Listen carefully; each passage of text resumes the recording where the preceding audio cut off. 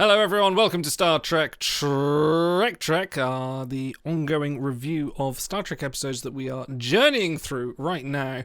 We are continuing on with our draft picks, with Dan's draft pick. The first of your picks for the next couple of reviews. Dan, you have picked The Next Generation's third series episode, Sarek, blending the TOS with the TNG. We have just finished watching what is an oddly emotional episode for a Vulcan. For a Vulcan sort of a themed episode. Dan, I did ask you this question actually when we started the watch along, but I realised probably should have saved that for the actual review. Why did you pick this episode? What in particular about Sarek pulled you into sort of like being one of your favourites, one of your draft picks? Well, you keyed on something very important too. This is a real bridge to TOS, and while a lot of the first season scripts are recycled Phase 2 stuff, and there's certainly a lot of links with Roddenberry having such direct control over the earlier seasons. This one really brings the lore into sharp focus. So we've got not only a favorite character and a wonderful pairing of Stewart and Leonard playing off of each other, but we also get a whole lot of insight into how Vulcans interact with each other. Something we noticed as we were watching is that the scenes where Sarek gets to interact directly with what's his name? Not Saltek. What's the Sakath. Sakath, right? Yeah. So it's just seeing the two of them interact and having their own styles and stuff is just fascinating. And so it's I think there's a lot to enjoy to this episode apart from. I'm bearing the lead here, which is really just the mind meld scene and just really a fantastic showcase of what Stewart's able to deliver. So, no, it's fantastic. So there's a lot to love. There's a lot to love here. So this was directed by Les Landau, a very prolific director in the Next Generation DS9 sort of days. He did Encounter at Farpoint, the pilot Deja Q, Times Arrow, The House of Quark. My favourite pick of his is he also did Star Trek The Next Generation's A Klingon Challenge, the VHS board game. He was the director of that, which is actually probably my favourite part of him. So the fun fact about this episode, one of the many fun facts as well, this was teleplay was done by Peter S. Beagle. Who's known for his best-selling novel, The Last Unicorn, but he wasn't the original writer. The original writers were two people called Mark Cushman and Jake Jacobs. Mark Cushman was very prolific in the non-fiction world of Star Trek, writing many sort of like TOS unofficial guide tos. Along with Jake Jacobs, they actually wrote an unpublished story, a multitude of unpublished stories, that, along with conversations with Gene Roddenberry, never got published. I think we're sort of going way back into the sort of Phase 2 world of things. And this was one of them, but actually ended up getting sort of picked up for TNG after the writer's strike, and then handled to Peter S. Beagle to sort of adapt into this episode we now know as Sarek. And it kind of dealt with very much the same kind of things. But this is... this is definitely sort of another adapted teleplay, and kind of I feel like there's definitely been, in that sort of interim period between TNG and TOS, there's definitely been a lot of sort of like expanded Vulcan family connections, especially with Sarek. And this being the first TNG major Vulcan storyline, and correct me if I'm wrong, aside from, say, Dr. Silar, I don't think we've had a big Vulcan storyline in Star Trek up to this point. In the Next Generation up to this point. Is this correct? That might be correct, because I know that it was an intentional choice to not have any Andorians, not have any Tellarites, not have any Vulcans. They were very, very strict on, we want to completely differentiate ourselves from TOS, so, which is kind of like mixed messaging, because you still have, like, Bones in the very first episode. And then they proceed to do the Polywater like storyline over and over again. But like, in terms of the structural pieces, it was designed to be isolated from TOS, and then they slowly started to introduce that more and more back into the source, as it were. I think. Yeah. Something else I mentioned is that this episode is something of an allegory for Gene's declining health, Gene Roddenberry, and. So it's effective in that first we have a lot of drama in between the crew themselves, which is something that was backed off from in earlier seasons, and Now they're allowed to, slap each other on the face. So, one fun fact I did learn is that I knew the name Kai Mendrosen. It just stuck with me over the years. I always remembered him, even though it was a very minor character. Apparently, he has a middle name on an Internet Movie Database. And scripted, he is Kai Aloysius Mendrosen. Oh my god! There you go. There's your new deepest cut. KAM. His abbreviation would be Cam. It's Cam. Yeah. All right, Cam. Another we're going all out in the fun facts for those familiar readers of the Star Trek literature. I'm having so much fun right now. Oh, I'm possibly overjoyed. So much fun. This would be banned on various Vulcan worlds. The Shatnerverse book, you're well aware of the Shatnerverse books where Captain Kirk comes back to life to have some 24th century adventures. One of his books is called Adventure. It deals with the fact that Keeman Drossen and Sakath are responsible for giving Sarek Bendai syndrome in the first place, and of course Kirk and Spock unravel this whole mystery and the fact that maybe, I remember part of the book was that Sarek was there at what was the planet that Kirk was on that got that had that dictator that ended up like killing everyone, that was ended up part of the plot point. Anyway, Sarek was apparently there as well. Was that from Conscience of the King? That's the one, yes. What was his name? Yeah. Apparently Sarek was involved. He met Kirk then Kodos, and mind the melded. Executioner. Yeah, Kodos, and again, that's William Shatner's fever dream. This is all this episode reminds me of, because there's part of that in there as well. Anyway, I'm so glad I'm able to selectively edit my memory so that memory of that plot point will just completely evaporate by the time this review is done. Enough fun thoughts. Auto Stars, what were your thoughts on the episode? So you know what this strikes me as? So there is a common criticism made about the Star Wars sequels, and I don't know if I necessarily agree with it, but I do think that it's an interesting kind of like commentary on what people expect from revisiting familiar characters.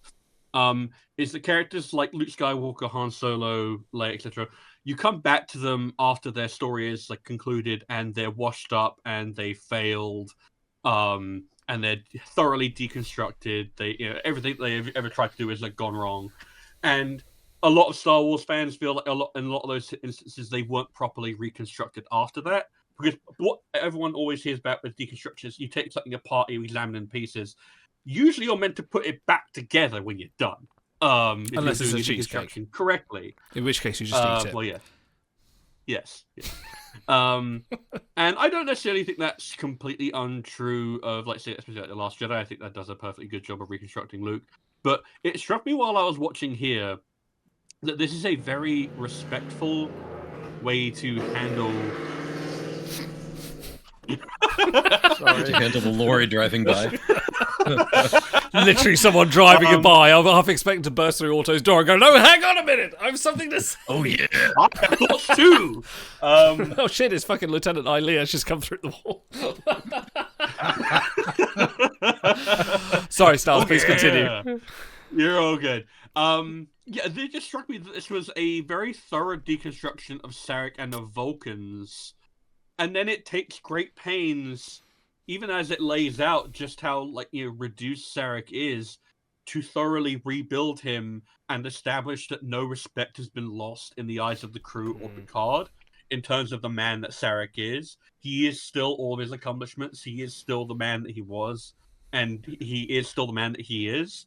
And they don't think any less of him for having, how dare fall victim to aging, just like the thing that affects everyone eventually.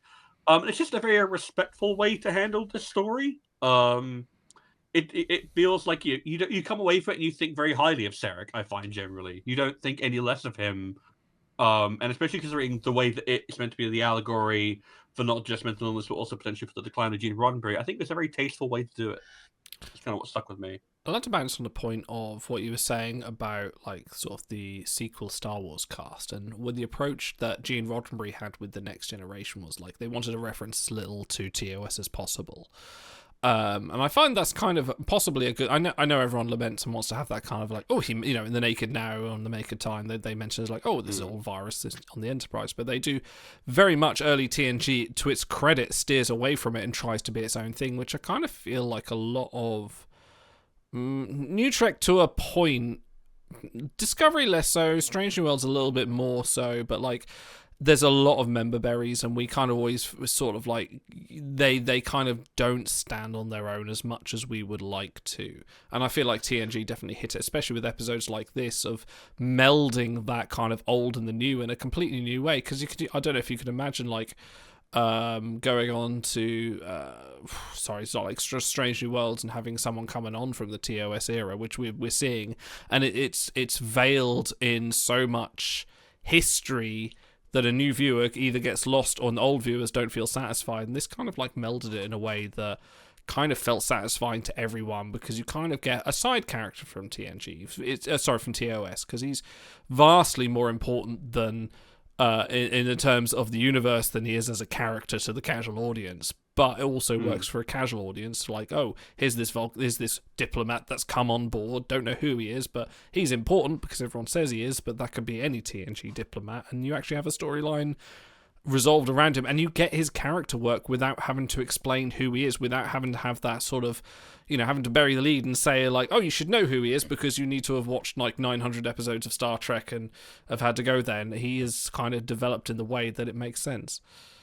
And the references are there. It's not completely lost. Beverly mentions we've checked the water, right? I mean, logical, because they've gone through that. And there's a couple of lines that Sarek drops also that are I think directly taken from TOS. Like when he introduces Perrin, she who is my wife. I think that's exactly how he introduced her in the original series. It doesn't. If you're a new viewer, you don't need to have known that. You just go like, oh, that you don't is right exactly. Yeah, it's just woven into it. Very very artful. Auto. You've been illustriously silent. Have you guys seen the movie Patch Adams with Robin Williams? I have, yes. Not for about 30 years. I'll try to give you a short version. He's a medical student who wants to heal with humor. And he goes ward to ward trying to cheer up bedridden children, elderly, whatever. He talks to an old woman who is invalid, and he asks her if you could do one thing. What do you really want to do? And her big dream that she's had since she was a kid, is to go swimming in a big pool full of noodles, because she thinks it'd be fun. It feels squishy, and it's just something she's never been able to do. So he makes it happen. He brings her out. He holds her hand. They do a little dance in the noodles. I'm not really going anywhere with this. It reminded me of what, like, this is Sarek's one last ride. This is what he gets to do. This is the last thing he wanted to do. But I think the link to me is he treats her in that movie with respect. She's not some crazy old lady. He wants to do that to make her happy. And the thing is, we kind of ragged on Picard for like, oh yeah, he was waiting to really dig in and yell at Sarek in the scene. But the thing is, he's doing him a great service. He's honoring and respecting him. Like he says, Sarek of Vulcan would never be afraid to face this head on. And everyone else around him that beamed on board with him is placating him, insulating him, babying him. And the man that the legend that he was for decades and centuries would never have tolerated that. And I think the fact that they're able to get away with it in front of a telepath is a big sign that, well, this is how far he's fallen, that they can go do the end around, treat him like a kid, and he doesn't realize it until Picard points that out. So I just think that's, I don't know, something. And it's only the supporting cast that does that. You're right. And all the primaries take the situation very seriously. Immediately they understand, Ensign D'Amato has gotten into an argument with Worf. I mean, it's very uncharacteristic. And that's one thing I've noted here is that the ideal future of Star Trek, there's no HR in the future. Like they handle these issues personally and head on, and they directly intervene. It'd be an absolute liability in corporate America, but here they're just not afraid to dig right in and just confront, and I think that's refreshing. It's something that really isn't ideal, even though we don't really realize it. And I think going back to Otto's point about like how far Sarek has fallen, it's like if you remember what he's like in Babel, he's kind of an asshole. Like even especially to Amanda and to Spock, like. And he has his reasons, and there is also a degree of like 60s misogyny that you have to kind of extricate from it. But Sarek is a character who notably softened over the years, especially when he started appearing in the movies like Search for Spock and Voyage Home. And to see him reduced in this way, especially if you have seen the previous material, you understand that if they had been treating him like this during Babel, which was also a very important diplomatic incident, he would have been in the Vulcan way, furious. He would not have stood for eviscerated them. Exactly. He would have been very calm, cold, logical, and he would have ripped them to shreds. And here he's just sort of, he presents a very strong front, but the cracks are almost immediately starting to show. And I think it is also a testament to just how good. Mark Leonard hasn't missed a single trick. Is that he's able to capture all of those different emotional states while also making them all recognizably Vulcan. Because I think we have talked about in the past how the worst Vulcan guest actors will come along and they'll get the direction. Okay, you're a Vulcan. You feel emotions, but you rigidly control them, and they'll take that and go, "Got it. I don't feel anything." It's like, no, that is explicitly not what I told you, sir. What I told you is that you feel emotions, but you control them. And Leonard just really masterfully just modulates exactly how much control. You can see him turning the dial completely naturalistically, and it all feels contiguous. And then you get the amazing moment at the end when he steps onto the bridge and he is 100 billion % Sarek again. And you're like, oh, okay. And it's just great how they know that they can rely on Leonard to deliver that kind of performance. Because it's just kind of thing of okay, I'm going to throw this to you, and you're gonna run with it. And it actually reminds me of another point that kind of came up, which was that I think it was you also mentioned that it would have been interesting if maybe Troy had been the receptacle for Sarek's emotional distress. And I think Dan, you might have said that maybe Marina Sirtis might not have been up to it, or potentially I forget it around. But it's also a case that it does strike me as a little bit interesting that when Picard gets a episode dealing with a diplomat who puts his psychic waste into other people, it's treated a lot more respectfully, and he gets to have a great acting showcase. And meanwhile, Deanna gets thrown into weird Cruella de Vil dresses. So it's not a mark against this episode. I just kind of wish that Troy had got an episode of this caliber to at least give her the chance to fail or be not as good as Patrick Stewart, And it's it's just something that struck me thinking about it, is that this is in structural terms very similar to Man of the People, but just so much better and so much more respectful of the main cast member that it focuses on. Yeah, there's a lot of familiar beats in this episode. I mean, there's things like there's a diplomatic crisis they have to resolve, and we never actually see the what were they called, the Lagarans. We never actually see them. We see their we see their bath before we actually see the people, but they're not the point. Smart choice, because it doesn't. Yeah, it doesn't matter. We don't need an Antidean or a snake person on just shuffle on. That's not the point. This is Sarek's battle. Going back to something Dan you were touching on earlier, I've got a quote from Michael Piller. Who says there was an even deeper resonance to the story. And he says, what I remember most about that episode, however, is in the very real way it reflected what was going on with the show at the time we wrote it. Gene Roddenberry was beginning to go into decline. Not that he was completely uncommunicative, but it was clear that he was not the same man that he had been. We all respected him so much, and he'd been such an important, strong leader of the franchise and everything that it stood for. But here is this great man, and I've only known him for less than a year at this point. But here is this great man going into decline, and I immediately felt a very strong connection to the premise of Sarek, because I could see that was really about the universe that we lived in on a daily basis. If you go back to look at Sarek closely, what that character is Gene Roddenberry. Myself, I have known my grandmother go into dementia, and I've seen the stages of her going from the person that I once knew to someone completely different, and not a character change, but just someone completely diminutive. And then you get those sparks. You come out and goes, times back before she passed away, I'd have phoned her up and gone, oh hello, and she spoke to me like nothing had changed. But then I go see her in person, and it's a completely different person, more sort of very diminutive, very subdued. And so you can see a lot of dementia analogues in this episode. And again, this is 1990. This is before a lot of dementia awareness was out there. Obviously, there was some work, it had a lot of different names. There was a lot of different there wasn't the same kind of care there is for it now. But sort of seeing it there, especially with Gene Roddenberry in context and so in the modern context, then yeah, you can absolutely see it with the term Sarek. If only it was a case you could pass on your awareness via a mind meld to someone else, I would have said to my grandmother, yes, I'll take you, give me your pain Cyborg style for like half an hour so you can be cool. So yeah, you can absolutely see that.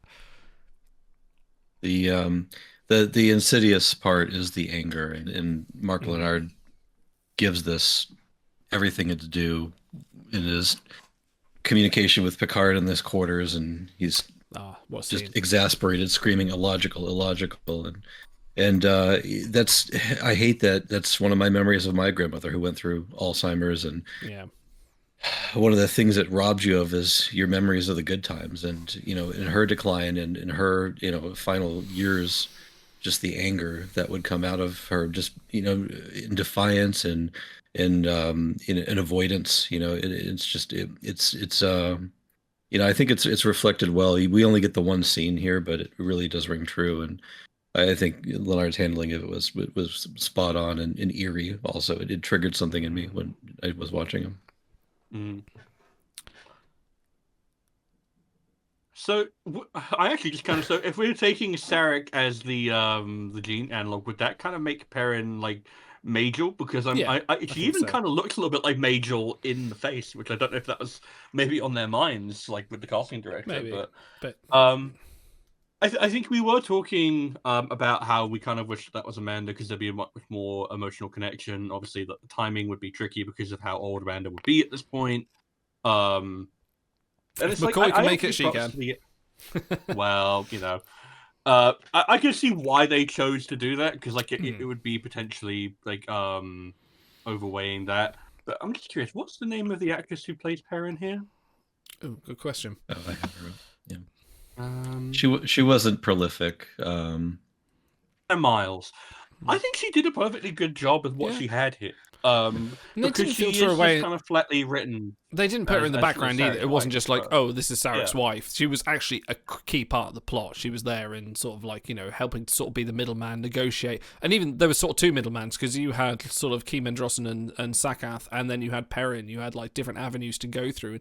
Each of them had their own story to tell and their own opinions and motives as well as what going on. This is a kind of a deceptively deep episode for sort of context and sort of like, you could watch it sort of like on the background and kind of go like, oh, they do this, then they do that, and nothing much more of it. But when you actually start to sort of watch it and you kind of go with sort of the relationship, even Sakath sort of like, he's doing sort of the background work, taking the emotion, Perrin protecting Sarek, and even Keem Androssen as his emotional sort of, as his administrative sort of like asset. Sorry, I interrupted you, Stars, mid-conversation. Please continue. No, you're all good. I was just gonna say, I think Perrin does a really, really good, or Joanna Miles does a pretty decent job, considering how flatly Perrin is written. She is just kind of written as Sarek's wife. And I think it might just be a case of like, I don't know if they knew that they weren't really going to be returning to that character, or it was just a case of like, we don't really want to, like, it is Sarek's story ultimately. I appreciate that they go to the effort of having Picard reach out to her in the transport room and say, he loves you very much in like a way that you can tell is extremely genuine and felt. And she does the Han Solo. I know. Yeah, I know. But it's a key moment, right? Because the people that support people going through a mental crisis need that support. They need that reassurance, just to let them know, hey, you're steady on. You're doing the right work here. So exactly, yeah.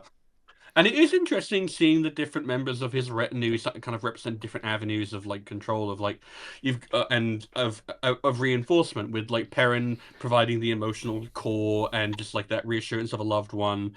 Sakath is doing his best. He's almost in like the role of a doctor, as it were. It's mental like discipline, but it's slip of the Valium on the side, I think, is his implication here. A little bit.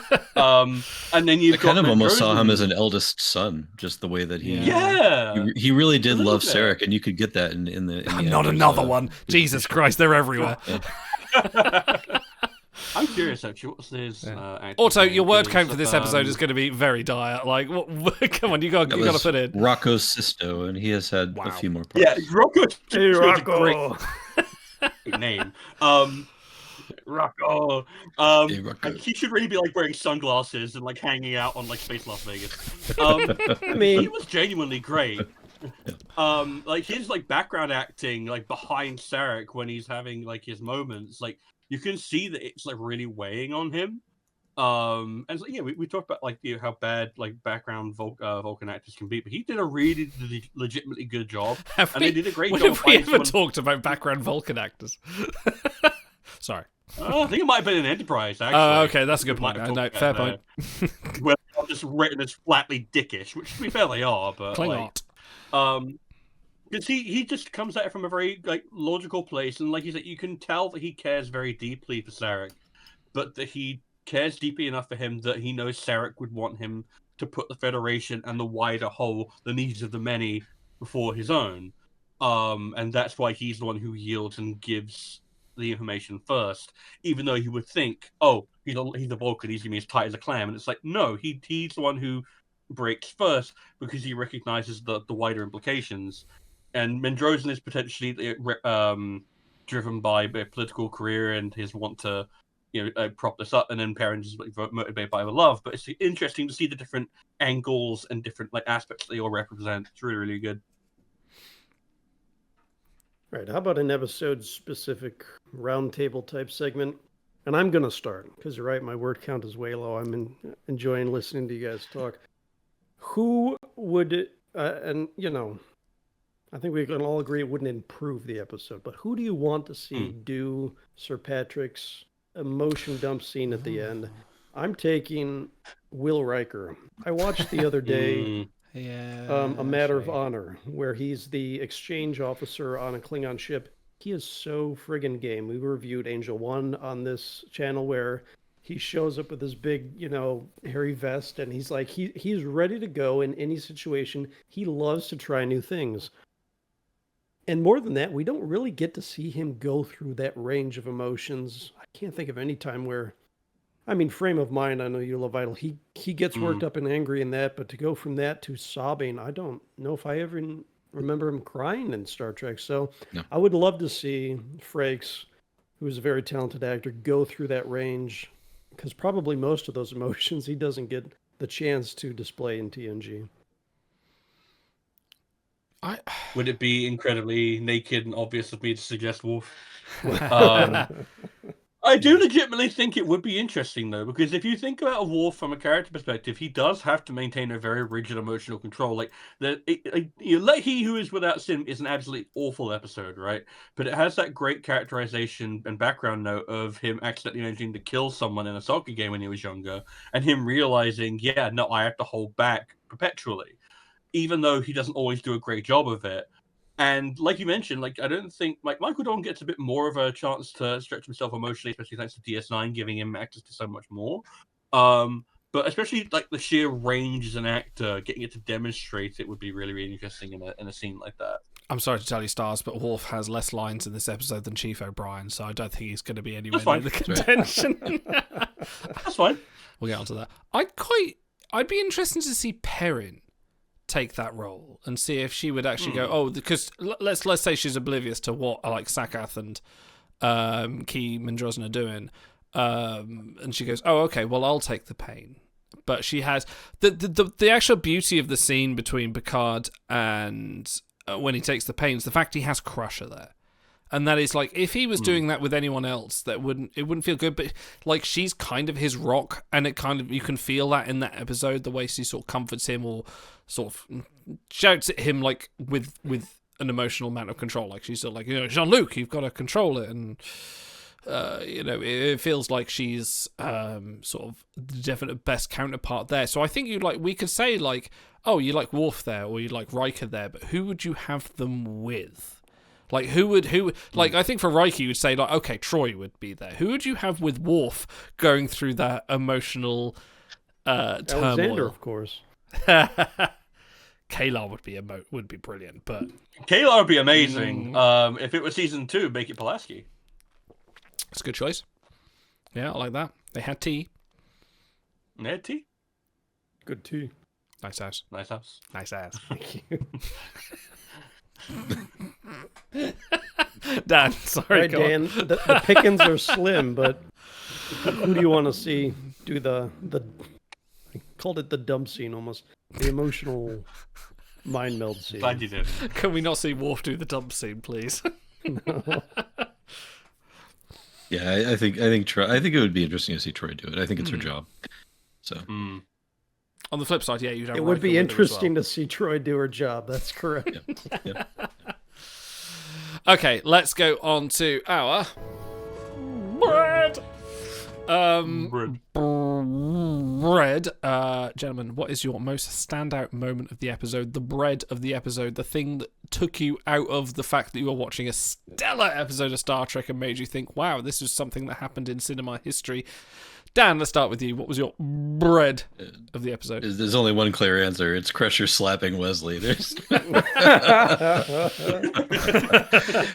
that didn't make it into the pre-roll. Yeah, that's true. I need that. Yeah. Shut up, Wesley. That'd be a real soap opera moment to throw in there, but they skipped it. Yeah. Auto. Oh, do you need thinking time? Okay, stars. No, I'm going to avoid the obvious one because we could all take that. It is Wesley and LaForge arguing about their love life. Damn it. Yeah. Neither of them really get that worked up over the course.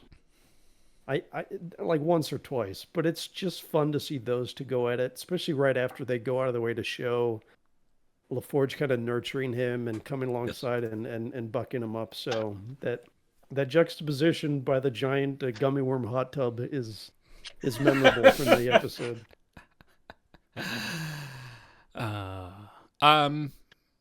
Stars. I have mine. I don't think you're going to steal mine, so I'm going to let you go. I don't think I will. My bread will be the fact that I can no longer look at Kyle Drozen and not see Jay Leno. It's impossible. That is the character now. What's the deal with Vulcan ambassadors? Yeah.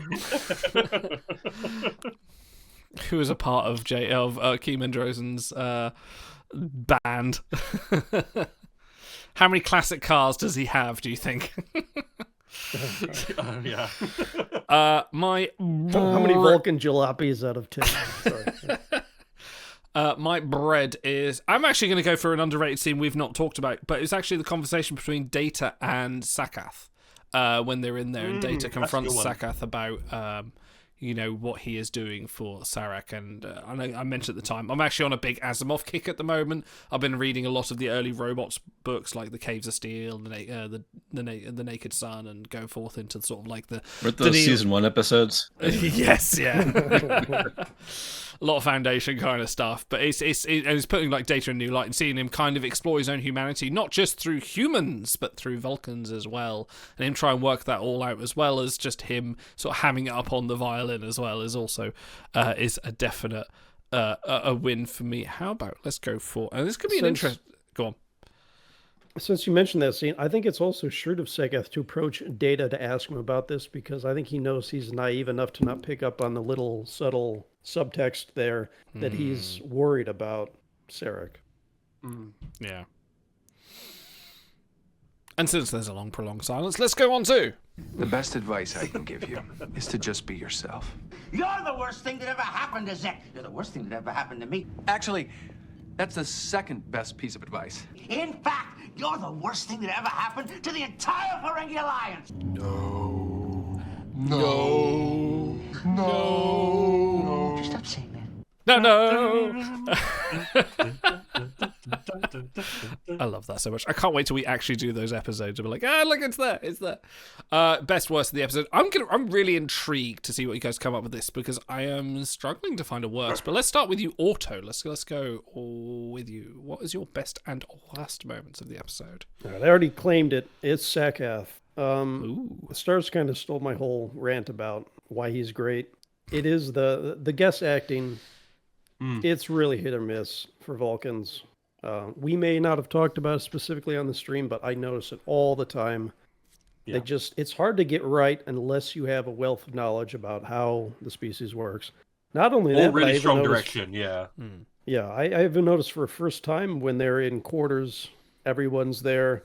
Picard is starting to goad Sarek a little bit, and as Sarek reacts, Sakath is behind him, reacting to the emotions like a split second before they happen. It's really, really good stuff. My worst is it's actually when they're listening to the concert. They freeze frame on Sarek to show the tear dropping. yeah. It's just unnatural. It's the kind of thing that takes you out of it. They're like, did they used a still and like did some effect think over so, I it? think yeah. they do the exact same effect for Locutus when he cries in Best of Both Still, and they Worlds. like have a little dropper, and they like drop it down onto a Yeah. photo and film it. Yeah. Right. Yeah. It's just kind of odd. It takes you out of this for a second. So there you go. Stars. My best moment would probably be actually the section on the bridge with Riker, Data, and Picard, but not for the confrontation between Picard and Riker, but because of what it's a combination of the dialogue and also just what Patrick Stewart is doing in that scene where he's like explaining, to Data about like what age does to you and like how it's as much a part of the human experience as anything else. And he just plays it with this kind of like casual resignation and also just like I was a fool energy. And I really do just love the line, the loss of dignity, the slow betrayal of our bodies by forces we cannot master.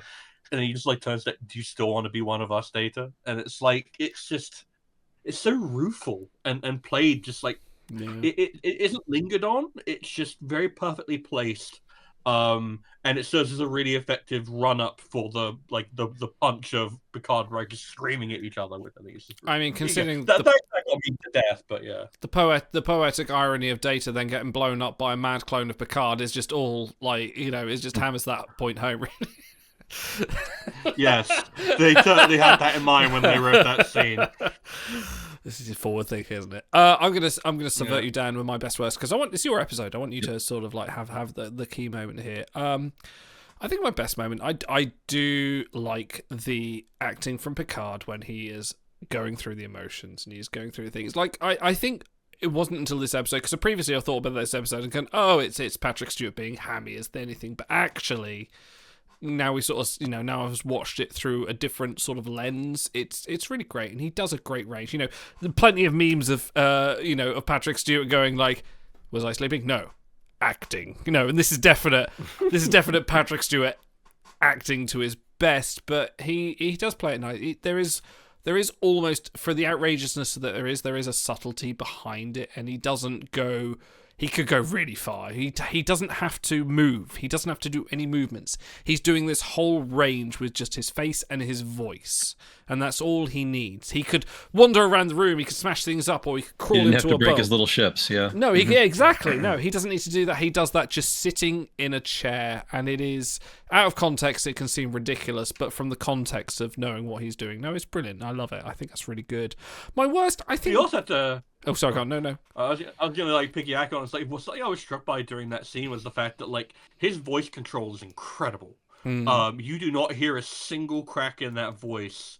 He goes from like the sobs straight into fully measured like dialogue without missing a beat. It's kind of insane just how good the voice control is. The stuttering right before he spits out the word tenderness. It's like, have you ever been really emotional?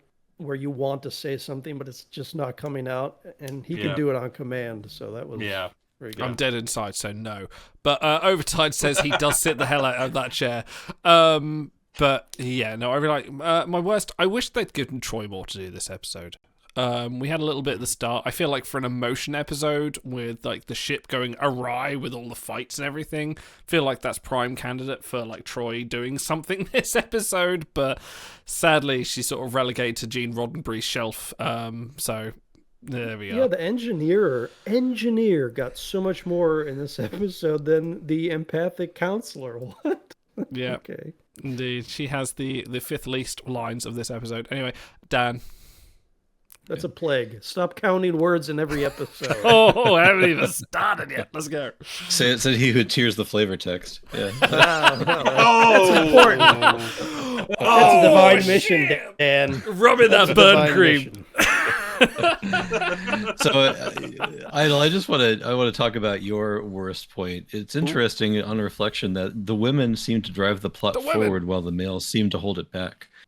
Perrin and Troy both have plot point turns where Troy identifies the issue and Perrin encourages the meeting, and meanwhile we've got Kai actively playing spin doctor and telling Picard that he's just flat out wrong even though he knows it's a lie. And America. Anyways, enough about your crap. So there are so many great moments in this episode. Data out logicking the Vulcan. We've got really interesting moment where Sarek, I think almost bemusedly, asks Picard to present your arguments. You can present, there's nothing you can, but just what else we got here? I like some of the Perrin beats where she's almost an equal partner. She's very supportive, but I think the thing that stuck out to me the most in this is just a single 2-word phrase that they used when talking about the mind meld. And there's this great scene before the mind meld even happens where Sarek and Picard are negotiating whether or not this is the right solution. And I think it's a very fair assessment to talk about something with this sort of gravitas. It's the first mind meld we've seen in Next Generation. It hasn't been since the original. Well, I want to say the original series. We got a mind meld with the whales, I guess, but. But there's also a forceful mind meld in an undiscovered country. Yeah.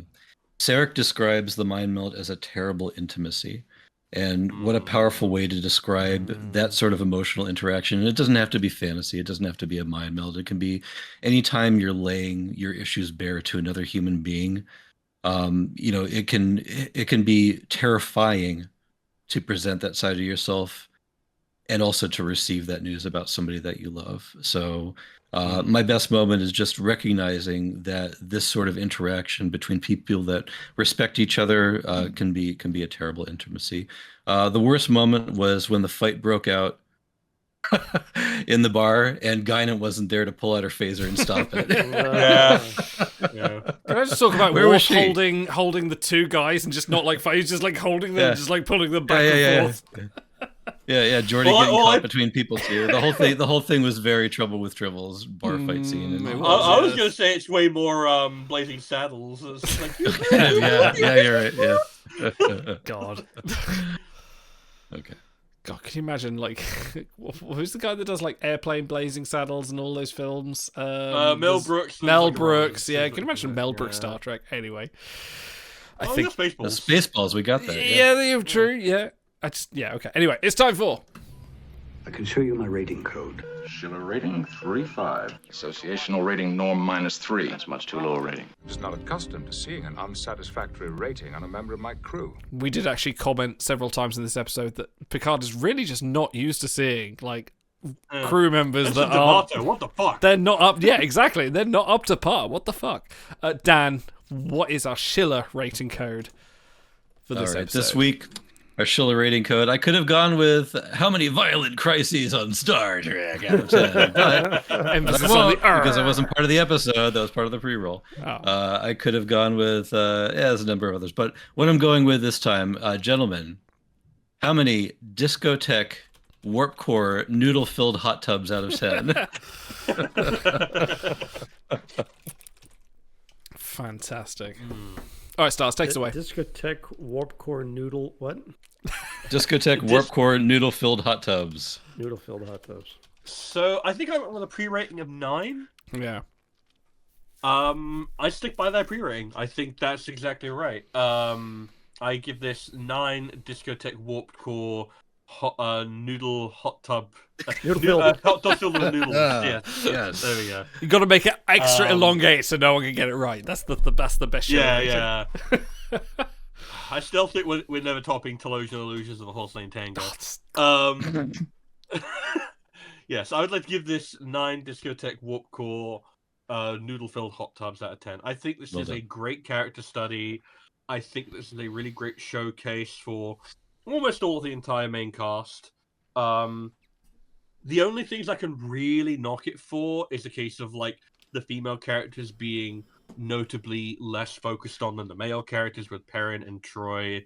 Crusher gets a good amount of stuff to do. I really enjoy her part in the scene where Picard is breaking down. Like, I feel like she's portrayed as very essential there, and the fact that she is there for him is given real weight. And it's obviously a case of, she's the medical officer, so it makes a ton of sense she'd be there, but it's also a case of her personal connection to Picard is by this point so known to the viewer that you're like, well, of course that's who we pick. And it's just so rewarding to see Patrick Stewart. Like, it's such a naked, and now Patrick Stewart acts for the next 5 minutes. And like, the cynical part of me is like, well, okay, yeah, but you can't just get by on acting ability alone. And then I smack myself up the head and I go, yes, you fucking can. It's a TV show. What the fuck are you here for if not to watch a guy act? Like, they intentionally wrote in a bit in which one of the greatest living actors of our time acts as also. How cynical and awful of them. Knock a point off. How dare they? It's absolutely iconic. I think that if I was going to be a TOS guest actor who did like a minor guest spots, and they asked me to bring me back, and this was the level of material like they were going to give me, I'd be honored. This is amazing. Adds so much to the world, adds so much to the characters. It's just a triumph. There's some minor points, but yeah, I'd give this 9 out of 10. It's a great episode. Awesome. Uncharacteristically, I'm going to go next. I'm also going to give this. I'm going to give this a solid 9 as well. No, I'm not going to put any decimals on it. I'm tempted, but I'm going to stick to the sort of like just cowards. How dare they not go elaborate? No, it's 9 out of 10. I think, like Star says, the thing that stops it being a 10 out of 10, I think, is like, you got a lot of the sort of the female cast that could, Troy could be more useful, and this could be a good Troy episode. Also, the ending may have been, it could have done with another 10 minutes of like, it was just like, and Sarek's fine, and now the episode's resolved, and we're done. And it was kind of a little bit like, yeah, a little bit. Yeah, exactly. It was a little bit of that, but I didn't mind because of the weight of everything that came before it. It was a good character study. It does suffer from being a characteristic dry TNG episode, which is good. But it can be whatever you want to take it as. No, it's a great episode. It's an absolute sort of love letter to Sarek. It gives Sarek much more characteristic as well. Well, you could watch Journey to Babel, you could watch this, and you go, I know the character of Sarek. You don't need much more than that. He's that much a good fleshed out character. Picard. You get good moments with Picard and even Data as well. We even get a kind of Wesley being a badass in this episode as well, because he's just like, no shit, Geordie, I'm not going to stick up for your shit. I've had women. Fuck you. You've just had a holodeck. Get out of here. That holodeck cracked. That one slapped. So good old Wesley for that. No, absolutely. 9 discotheque warp core noodle filled hot tubs. I'm cheating because I've got it written down in front of me. Out of 10. There we go. Go Auto. All right, this episode is not for me. And I don't mean I don't care for it. I mean, it's not for me. It's almost listless at times. There's less motion than some episodes. Feels like you're on a kayak floating down the stream, and sometimes that is a really wonderful place to be.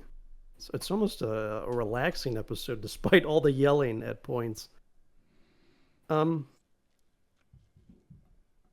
I act like I'm going to give it a 4. This is 7.7 discotheque warp core noodle filled hot tubs out of 10. Sorry, you're going to have to elaborate why that isn't a 7.6.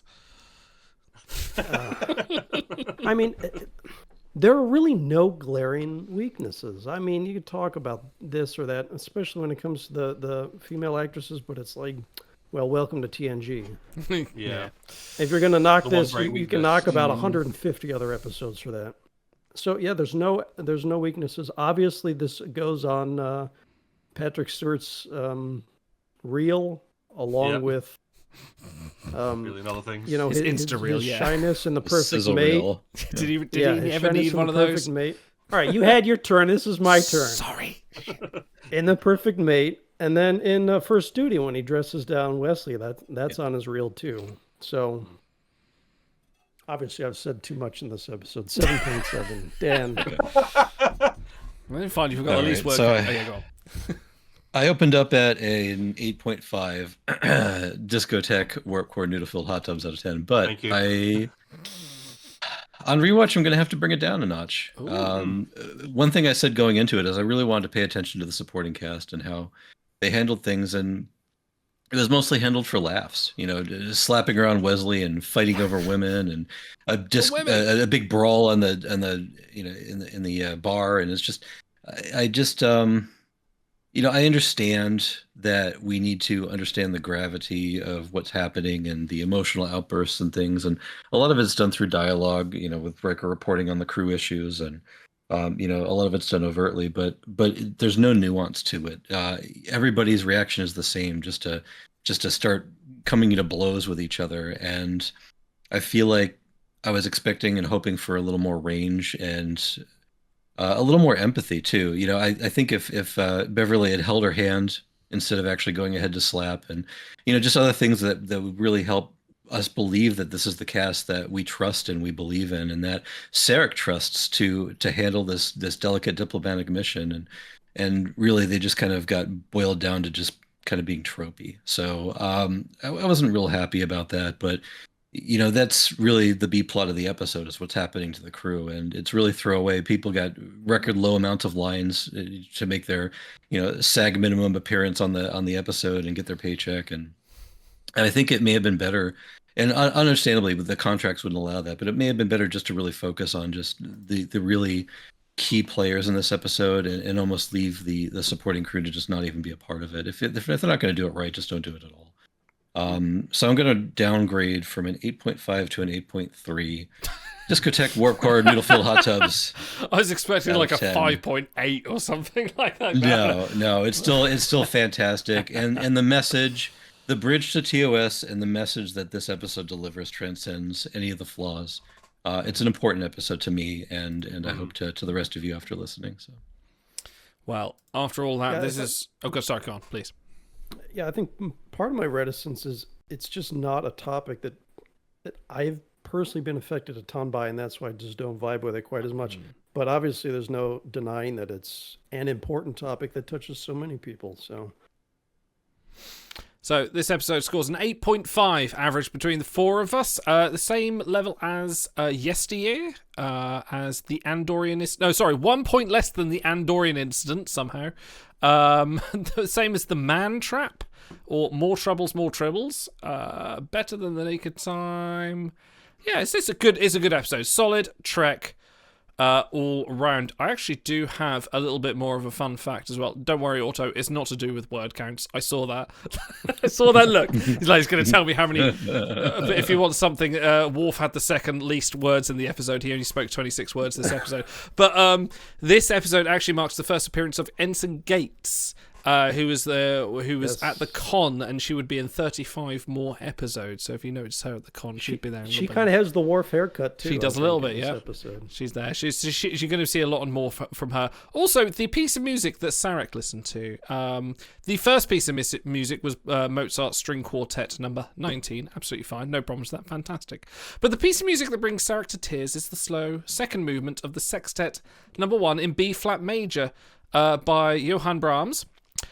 Which requires 6 instruments. Unfortunately, there are only 4 on the stage. So I do hope that whoever decided that got fired for their blunder. On that note, that's why he was crying. I've got a better one for you. All right, we're gonna one up you. So Sarek is 202 years old in this episode. In the TOS episode Journey to Babel, he was 102. Therefore, this episode takes place exactly 100 years after the TOS. Centennial. I like that. That's cool. Yeah. I love that. That's awesome.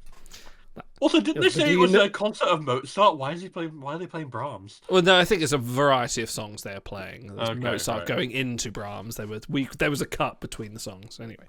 Anyway, on that note, if you are on the stream, we'll say Brahms around Geordie. Not on the holodeck anyway. Only in the holographic, yeah. If you are sticking around on the stream, please, we are going to be watching Lower Decks No Small Parts. If you're on the review, if you're watching on YouTube, on the proper YouTube, like, you know, for those that aren't sad enough to join us live. We will be back soon. Look at that broad shot in our listeners. We'll be back soon. So live long and prosper, and ta-ra!